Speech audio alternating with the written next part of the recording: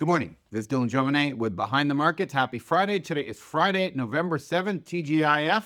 We have playoffs this weekend. My son's basketball team has made it into the playoffs. They have a better than average team. I think they've won 12 out of 15 games. So we are in the playoffs. A lot of excitement. 10 a.m. tomorrow morning, I'm going to be cheering on the sidelines quietly. I'm not one of those dads who's yelling or anything like that because I do recognize they're 10 years old and there's no point in doing all that. But anyway, today I'd like to talk about a conversation I had. So at Behind the Markets here, we have our Ohio office. We have a few people that work in Ohio that are in town, and we've been doing a lot of dinners and lunches and meetings and all this stuff, thinking about 2026 and what our plans are for new product launches and all these very exciting things.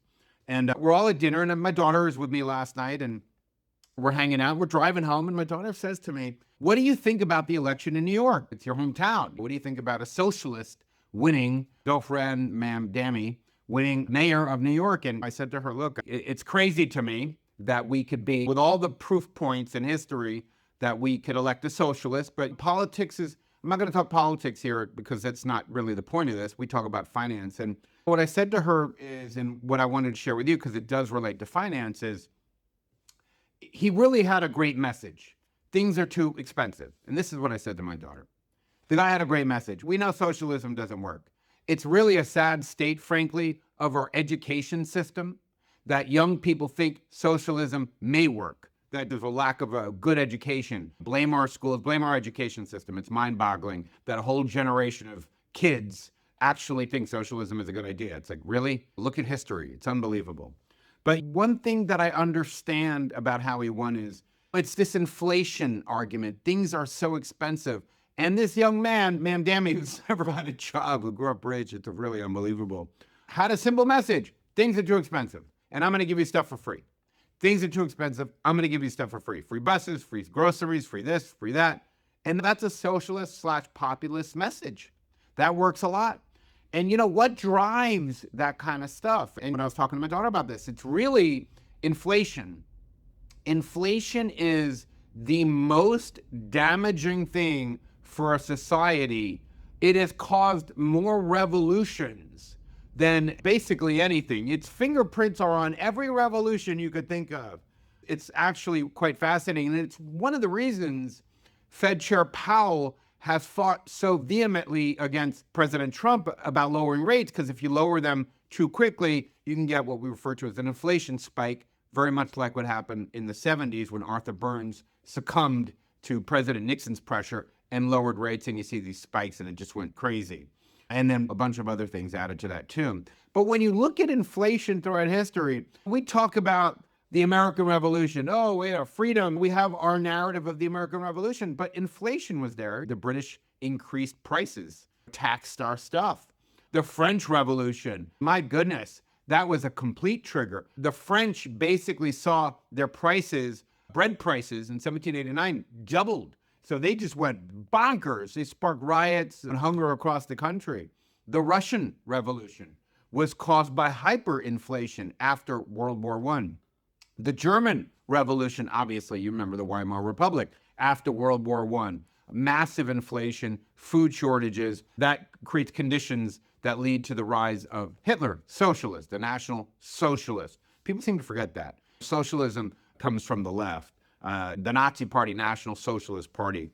The Iranian Revolution, again, caused by inflation. Inflation hits 25 to 30%.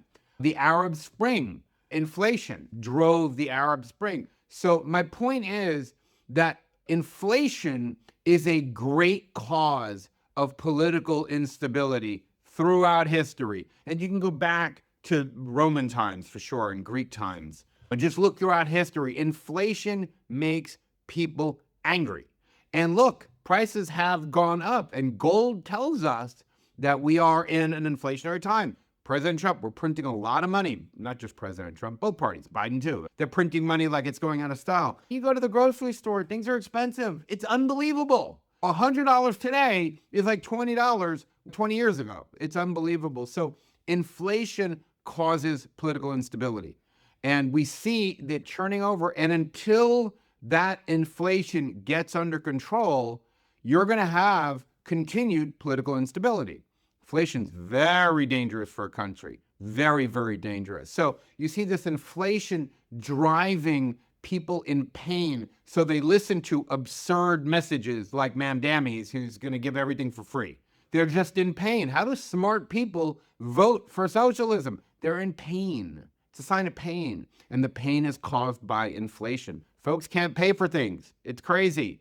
How do you deal with inflation? How do we as investors deal with inflation? One of them is gold. But one of the best things about gold is that it's a hedge against inflation. One of the worst things about gold is that it doesn't produce any cash flow. So the way history tells us, there's a blueprint for this. The best way to deal with inflation is to buy companies that can raise their prices above the inflation rate. So if inflation is 3 to 4 to 5% a year, you want a company that can raise its prices 6 or 7% a year, like Hershey. There are plenty of companies that have that kind of pricing power. And another way to do it is with biotech and pharmaceutical stocks, because historically, they have been able to raise their prices above the inflation rate.